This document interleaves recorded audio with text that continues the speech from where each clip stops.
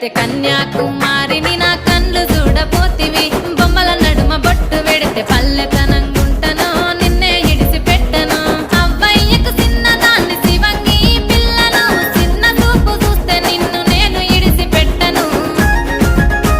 ఓ పిల్లగా అరరే ఓ పిల్లగా అమ్మో ఓ పిల్లగా వెంకటేశు చూడకపోతుంటవో కానకపోతుంటవో నా పిల్లగా వెంకటేశు చూడకపోతుంటవో కానకపోతుంటవో